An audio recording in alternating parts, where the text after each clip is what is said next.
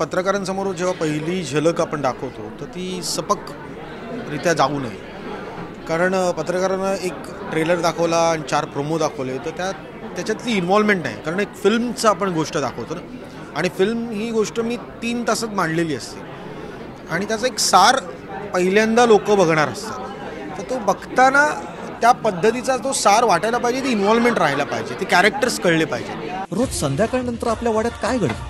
संध्याकाळी आम्ही जमतो, मग 6 वाजता तू येतोस, मग मला पोचवतात. ती कथा मला सुचते तेव्हा त्याच्या पॉसिबिलिटीज खूप दिसल्या. ट्रेंड बघितलंस ना तू, तर तू कुठलाही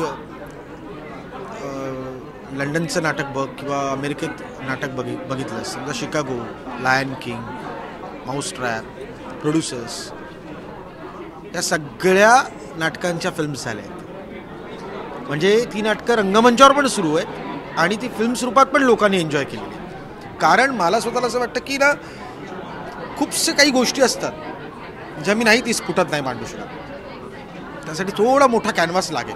आणि इथे तर कसं आहे की एकच सांगणं खूप सोपं आहे की श्रीमंत दामोदरपंत नाटक बघितलं, तो नाटकात एकाच घरामध्ये संध्याकाळी 6 नंतर ते यायचे.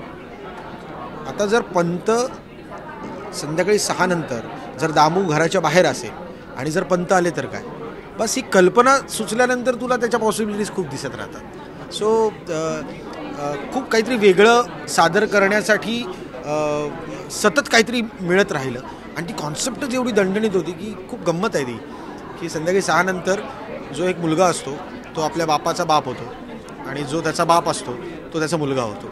सो आता ह्याच्यानंतर मी कितीही गोष्टी सतत त्याच्यामध्ये काहीतरी वेगळं पण करू शकेन, आय डोंट नो, पण आता काही डोक्यात नाही. मृणाल पहिल्यांदा तुम्हाला खूप छानपैकी हसताना दिसेल एवढंच सांगेन, कारण मी मृणालला सांगितलं की ती सिरियल खूप उत्तम काम करते आणि ती सिरियल पण जोरात चाललेली.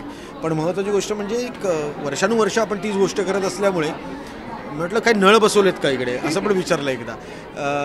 अभिनयाबद्दल एकच सांगेन की निर्मिती सावंतचा मुलगा म्हणून अभिनय माझ्या फिल्ममध्ये नव्हता कधी.